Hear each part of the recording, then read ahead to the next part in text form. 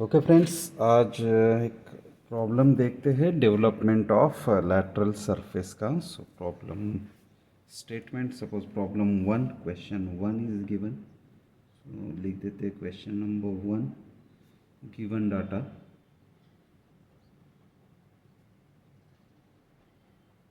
सो statement में क्या बोला है, draw the development of lateral surface. So इसका मतलब है सिर्फ हमें साइड वाले सरफेस का डेवलपमेंट करना है। अगर कोई सरफेस का बेस या टॉप आता है तो उसे डेवलप नहीं करना, सो ओनली साइड सरफेस।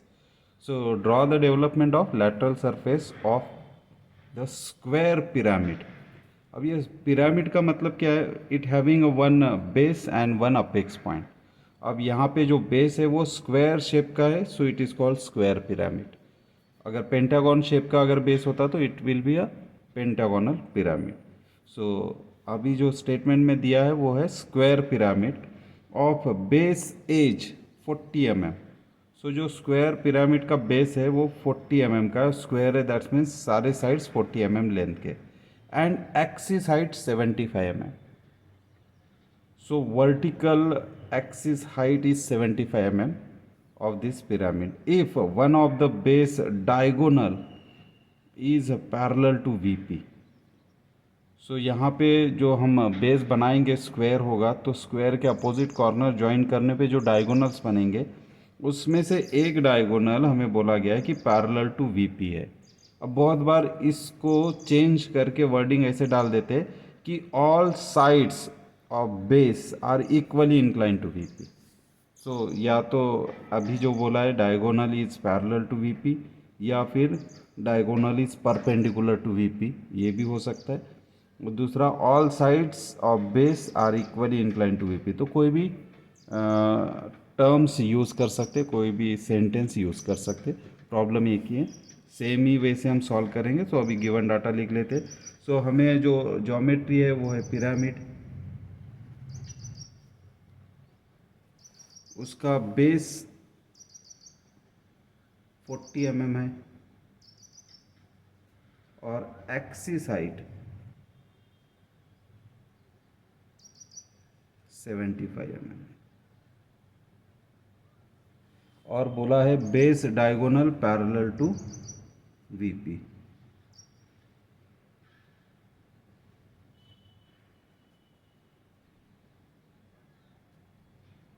इतनी इन्फॉर्मेशन हमारे पास है और हमें करना क्या है, लैटरल सरफेस को डेवलप करना है।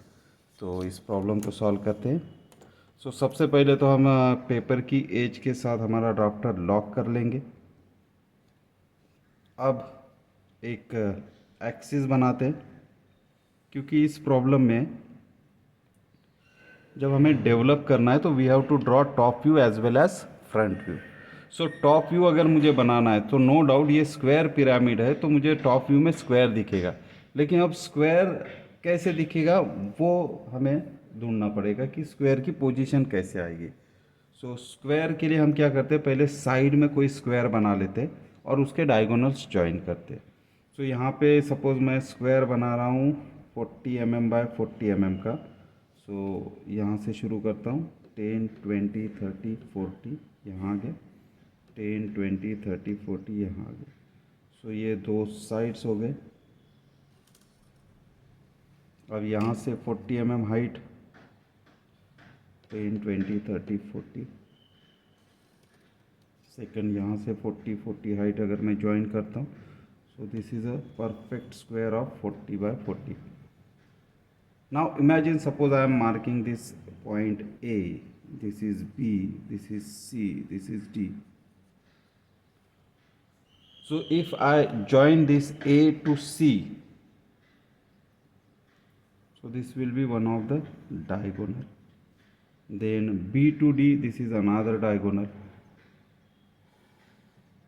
Definitely these two diagonal are perpendicular to each other. तो अभी हमें करना क्या है कि बोला गया है कि बेस का एक डायगोनल पैरेलल टू वीपी है। अब हम इसी लाइन को एच पी भी बोलते हैं, वी पी भी बोलते हैं। जब वी पी रिलेटेड है मतलब हम टॉप व्यू यहाँ ड्रॉ करने वाले, फ्रंट व्यू यहाँ ड्रॉ करने वाले, फर्स्ट एंगल प्रोजेक्शन मेथड के हिसाब से। सो अगर मैं टॉप व्यू यहाँ बना रहा हूँ तो टॉप व्यू में जो डायगोनल है वो पैरेलल टू वी पी होना चाहिए।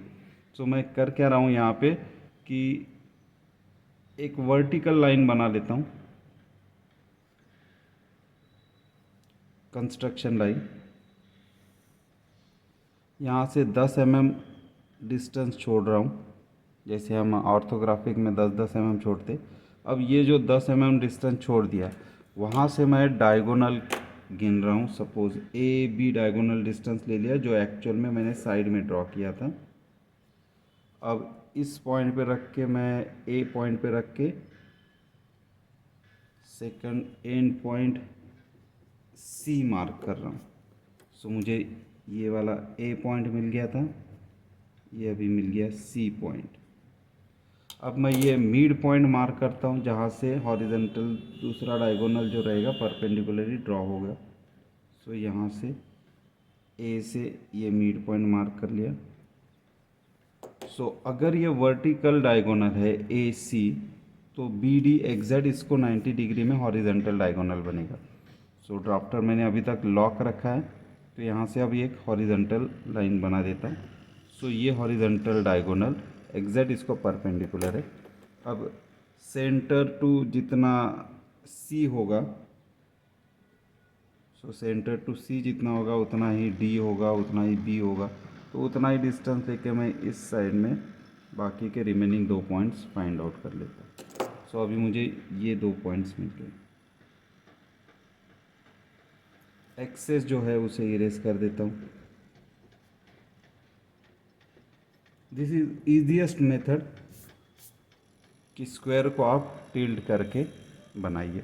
अब यहाँ पे this is B point and this is D point. अब अगर मैं ए बी सी डी इनको ज्वाइन करूँ तो ये हो जाएंगे हमारे बेस एजेस पिरामिड के। सो ये एक साइड हो गया, सेकंड साइड ये। अब ये 90 डिग्री है, तो मुझे सिर्फ इस एज को यहाँ तक लाना है। सो ये एग्जैक्ट इन 2 पॉइंट को ज्वाइन करने वाली परपेंडिकुलर लाइन बन जाएगी। सो स्क्वायर है तो एडजेंट साइड 90 डिग्री पे रहेगी। अब यहाँ पे जो हमें बोला गया था base diagonal parallel to VP, तो यहाँ पे एक बेस डायगोनल है B D. This base diagonal is parallel to VP. अब अगर आपको base diagonal parallel to VP नहीं बोलना है, तो आप ये भी बोल सकते हो base diagonal one base diagonal is perpendicular to VP. उस केस में हम दिखाते कि A C is a perpendicular diagonal. या फिर अगर लैंग्वेज ये यूज़ किया होता कि all sides are equally incline to VP. So अगर मैं ए डी को एक्सटेंड करूं और यहाँ एंगल गिन लिया, सो इट इज़ 45। बी ए को एक्सटेंड करूं वीपी तक और यहाँ एंगल गिन लिया तो 45। सी डी को एक्सटेंड किया और वीपी के साथ एंगल गिना तो 45। बी सी को एक्सटेंड किया और वीपी के साथ अगर एंगल गिना तो 45। सो इसी पोजीशन को हम ये भी बोल सकते कि all sides are equally incline to VP. So या तो बोलिए one diagonal base diagonal is parallel to VP, या one base diagonal perpendicular to VP, या फिर आप ये भी बोल सकते हो कि all sides are equally incline to VP. अब यहाँ पे अपेक्स पॉइंट ये होगा पी। सपोज पी को हमने अपेक्स पॉइंट बोल दिया। So corner A to P join होगा स्लाइंट हाइट से, C to P, D to P और बी टू पी। सो अगर मैं ये स्लाइंट हाइट्स ज्वाइन करता हूँ, सो ये पिरामिड के स्लाइंट हाइट्स। सो पिरामिड में एक अपेक्स एक बेस होता है। सो बेस स्क्वायर है और अपेक्स पॉइंट हमने पी बोला है। सो पी से ए ये सारे कॉर्नर ज्वाइन कर दिए। अब हमें करना क्या है, ये सारे पॉइंट्स हमें इस एच पी पे शिफ्ट करना है, क्योंकि कोई भी सॉलिड है वो हॉरिजॉन्टल प्लेन पे रेस्ट करेगा। सो अब ये सारे पॉइंट्स हम शिफ्ट करते हैं। So construction line. सो अब कंस्ट्रक्शन लाइन से सी और ए के लिए कॉमन कंस्ट्रक्शन लाइन है, तो ये वाला पॉइंट आ गया हमारा यहाँ पे, दिस इज बी डैश। ये पॉइंट आ गया ए डैश, फिर इस साइड में डी डैश और फिर यहाँ पे C dash. So base join कर लेते। So A B C D is a base. So इस बेस को हमने ज्वाइन कर लिया। अब हमें करना क्या है, एक्सिस हाइट। सो एक्सिस हाइट बोला है 75। सो एक्सिस एग्जैक्ट इस बेस को परपेंडिकुलर होना चाहिए और सेंटर से जाएगा। सो एक्सिस हाइट 10, 20, 30, 40, 50, 60, 70 एंड 75 यहाँ आ गया। So this will be a axis height and this is apex point P। अब इस अपेक्स पॉइंट को P2A, P2C, P2D, P2B join करना है। So all corner we will join with this apex point. So P2B dash अगर मैं join करता हूँ तो ये हो गया स्लैंट हाइट। दूसरी अगर मैं ज्वाइन करता हूँ so this is second slant height. अब अगर मैं P2A, क्योंकि जब हम टॉप व्यू को यहाँ से देखते तब फ्रंट व्यू बनता है, फ्रंट व्यू को टॉप से देखते तब फ्रंट व्यू को टॉप से देखेंगे तो टॉप व्यू बनेगा। तो अब टॉप व्यू को यहाँ से देखेंगे सो फ्रंट व्यू बन रहा है, तो यहाँ से देखते समय P2C ये हमारे तरफ है तो ये डार्क आएगी, और P2A बैक साइड चली गई तो बैक साइड वाली एज हमें डॉटेड से बनानी है। सो यहाँ पे हम P2A जो बनाएंगे वो डॉटेड लाइन से आएगी और उसी लाइन पे ओवरलैप करेगा P2C जो डार्क लाइन से बनेगी। सो डॉटेड लाइन के ऊपर अगर डार्क लाइन आती है सो डॉटेड लाइन अपीयर नहीं होगी, डार्क लाइन आ जाएगी। सो ये हो गया हमारा कंप्लीट पिरामिड। ये है स्लाइंड एजेस। अब यहाँ पे जो स्लाइंड एजेस है P2B, P2D, P2A, P2C, इन एक्चुअल जो पिरामिड होगा उसके सारे स्लाइंड हाइट सेम होंगे। यहाँ पे एक्सिस हाइट दिया है हमें 75, तो हम यहाँ लिख देते कि this axis height is given 75 mm। So field arrow centre में 75। देन हमें ये भी बोला गया है कि ये स्क्वायर पिरामिड है तो बेस 40 mm का है। सो यहाँ पे कंस्ट्रक्शन लाइन बनाते पहले और इस साइड को दिखा देते कि it is 45। So field arrow और यहाँ पे लिख देंगे 45। सो आप स्क्वायर का सिंबल भी बना सकते हो, स्क्वायर 40 mm, या फिर सिंपली आप 40 लिख दिया तब भी चलेगा, या फिर स्क्वायर का सिंबल बनाया तो इट मीन्स कि ये ऑल साइड्स आर 40 mm। ठीक है, सो ये हो गया हमारा 40 mm। अब टॉप व्यू फ्रंट व्यू हमने बना लिया, बेस हमने 40 ले लिया, पिरामिड हो गया।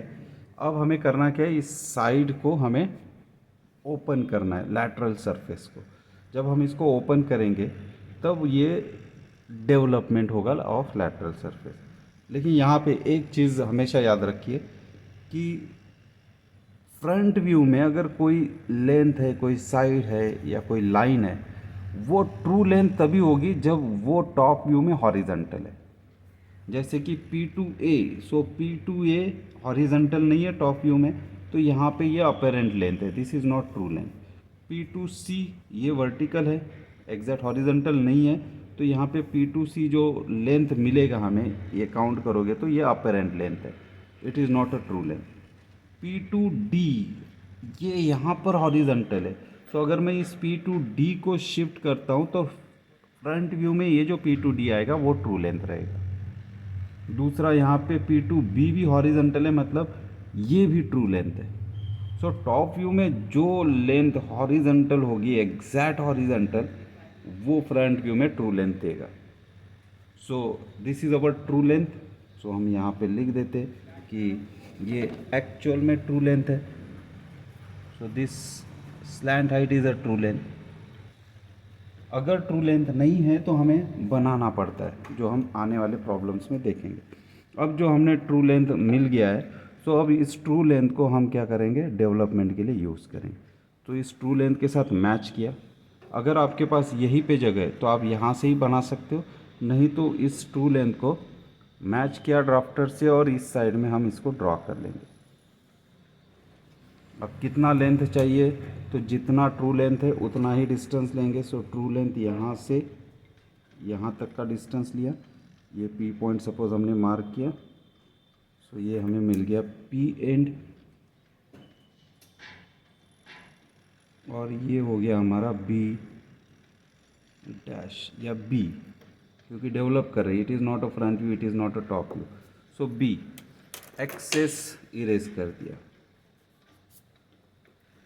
अब सारे slant height in actual same length के हो गए। जैसे ये ट्रू लेंथ अगर 100 है तो ये भी 100 होगा, ये भी 100 होगा, ये भी।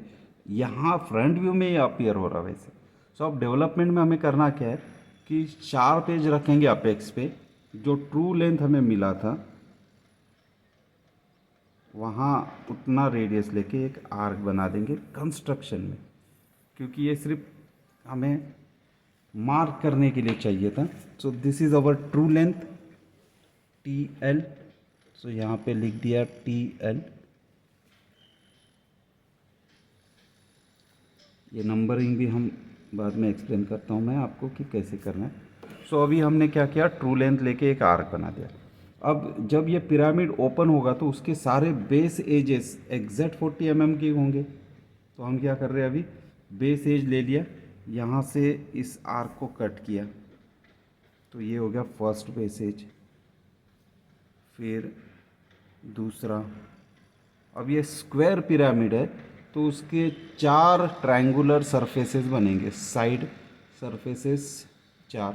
अगर पेंटागोनल पिरामिड होगा तो 5, हेक्सागोनल होगा तो 6, लेकिन सारे साइड सरफेसेस पिरामिड में ट्रायंगल्स ही रहेंगे। सो ट्रायंगुलर शेप में ही बनेंगे। एक्स्ट्रा आर्क हमने यहाँ इरेज कर दिया। अब करना क्या है, अब हमारा पिरामिड तो ये ऐसे स्मूथ कर्व नहीं है ना, it is a straight line, ये स्ट्रेट लाइन है। तो अब ये सारे पॉइंट्स को हम स्ट्रेट लाइन से ज्वाइन कर लेंगे। सो ये बन जाएंगे हमारे पिरामिड की बेस एजेस। ये डार्क होना चाहिए। सो यहाँ पे डार्क कर लिया। ये दूसरी बेस एज, इसे डार्क कर लिया। थर्ड बेस एज, तो जो बेस साइज़ रहेगा, अगर ये स्क्वायर है तो 4 साइड्स, तो आपको 4 ट्रायंगल मिलेंगे। पेंटागन है तो 5 ट्रायंगल, हेक्सागन है तो 6 ट्रायंगल, ट्रायंगुलर पिरामिड है तो 3 ट्रायंगल। अब ये सारे बेस हो गए 40 40 40 40। अब ये स्लैंट हाइट, सारे स्लैंट हाइट इक्वल होने चाहिए। सो ये इक्वल ही आएगा, इसलिए हमने आर्क बनाया था। अब ये सारे स्लैंट हाइट को भी हम ज्वाइन कर लेंगे बेस के कॉर्नर तक। So this is base corner.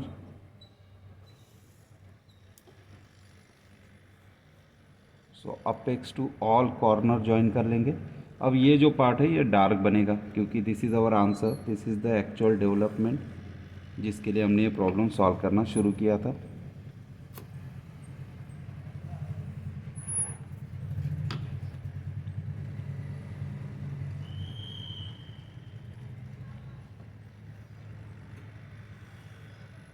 तो ये हो गया हमारा डेवलपमेंट। अब ये जो कंस्ट्रक्शन में हमने आर्क बनाया था वो वैसे ही रखना है। This is our actual development of lateral surface DSL of this pyramid. लेकिन यहाँ पे अभी एक पॉइंट अभी और बाकी है, वो ये है कि इसमें अभी नंबरिंग कैसे आएगी। सो इट डिपेंड्स कि आप कट कहाँ से कर रहे हो। सो सपोज़ मैं यहाँ से कट कर रहा हूँ B to P। सो मेरी कटिंग एज है B to P। So I am writing here considering cutting edge